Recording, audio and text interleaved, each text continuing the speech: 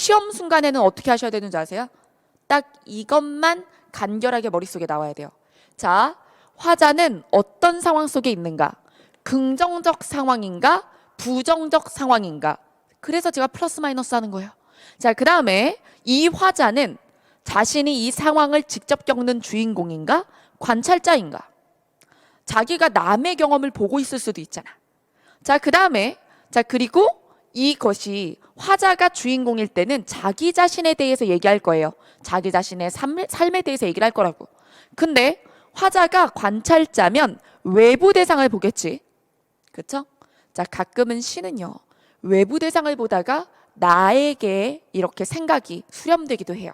그래서 북어를 보다가 그래, 저 북어는 할 말 있어도 못하고 저렇게 말라 비틀어져 있구나. 나도 북어네. 할 말을 못하고 사는 현대인. 이런 식으로 외부 대상을 보다가 자기 자신에 대해서 이렇게 사고를 이동하기도 합니다. 자, 이렇게 크게 정도, 요 정도, 세 정도예요. 자, 근데 이거를 나에 대해서 고찰하다가 외부 대상에 대해서 쟤도 그러네? 이런 식의 시는 거의 없죠. 그쵸? 사고 방향이 그러합니다. 자, 그 다음 여기서 어떠한 정서와라고 할 때도 긍정, 부정. 자, 그리고 이 정서는 이 위에 있는 상황과 극성을 같이 합니다. 긍정적 상황에는 긍정적 정서를, 부정적 상황에는 부정적 정서를 느낀다고 추론하셔야 됩니다. 근데 자, 긍정적 상황에서 불안해 막 이런 거라든가, 불안하다고 안 나왔는데 본인이 불안함을 느낀 거야. 예를 들어 시가 되게 샤방샤방해. 막 시가 긍정적인 상황을 막 그렸어요. 근데 그걸 보고 나는 박탈감을 느꼈다고 해봐요. 독자는 우울해졌어. 아, 이 시 되게 아름답다. 근데 내 인생이 왜 이렇게 그지 같지? 이렇게 생각을 했다고 해봐요. 자, 그러면 이건 내가 굉장히 자의적으로 받아들인 거죠. 그 시의 주제를 화자의 박탈감이라고 하면 되겠어? 나의 박탈감이지? 그쵸? 그래서 시 안에서 화자가 봄볕이 화창하다, 강물은 반짝이고, 이렇게까지만 얘기했다고 해봐. 그러면 화자의 정서는 긍정이라고 말해야지.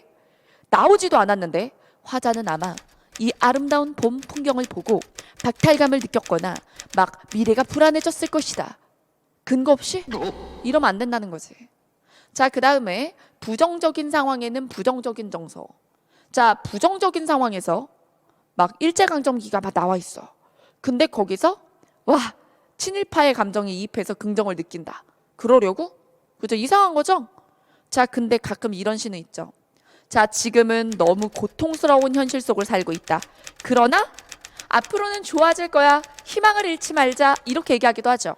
되게 많잖아요. 여러분, 그건 정서가 아니에요. 그건 뭐다? 태도입니다.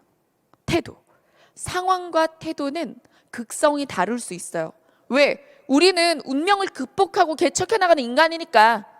그래서 태도는 이렇게 하겠다 라든가 이런 걸 표현할 수 있는 부분이기 때문에 상황과 극성이 다를 수 있어요. 하지만 정서는 아니에요. 정서는 긍정 상황의 긍정 정서, 부정 상황의 부정 정서예요. 자, 그러면 여러분들은 정서와 태도를 뭉뚱그려서 알고 있을 때가 많지만 사실 정서와 태도가 다를 수 있다는 것. 자, 그래서 긍정 정서를 느낄 땐 긍정 태도죠. 이건 안 바뀌어요. 근데 부정적인 상황 속에서 부정적인 정서를 느끼면서도 희망을 가질 수 있지. 우리는 이거를 자아가 건강한, 의지적인, 희망적인, 그 도전적인 이런 시라고 하죠. 이해되시죠? 자, 그 다음에 자, 여기서 긍정적인데도 부정적인 태도로 가는 경우는 없어요. 정서가 긍정이라면 주로 긍정 유지. 자, 그 다음 부정일 땐 체념 절망하기도 하지만 어때? 희망을 가지고 의지를 가지기도 한다. 자, 그 다음에 관조는 뭐냐? 여러분, 관조란 자, 우리가 담담한 어조라고도 얘기를 하는데요. 담담한 어조. 이게 뭘까? 감정 노출이 되어 있지 않다. 태도도 이렇게 나와 있지 않아요. 그래서 이거를 제로의 태도, 긍정도 부정도 아닌 중간의 태도라고 하죠. 물론 상황은 있어요. 그래서 그 독자가 그 상황을 보고 아우 힘들겠네 이럴 수는 있어요. 하지만 화자가 감정 표현이 없고 그냥 힘든 상황을 담담하게 얘기를 했다. 그러면 태도는 관조적이다 라고 얘기하는 겁니다. 자, 그래서 이게 전부예요. 자, 그래서 어떠한 화자가 무엇에 대하여 어떠한 정서와 어떠한 태도를, 자, 여기에 플러스 마이너스를 넣는 것이 여러분들이 하셔야 될 일입니다. 아, 막 더 어려운 것 같아. 이럴 수도 있어. 더 어려운 것 같을 수도 있는데 여러분 실제로 실시간의 시험 안에서 낯선 시를 봤을 때 주제를 도출하시려면 이 방법이 제일 빠릅니다.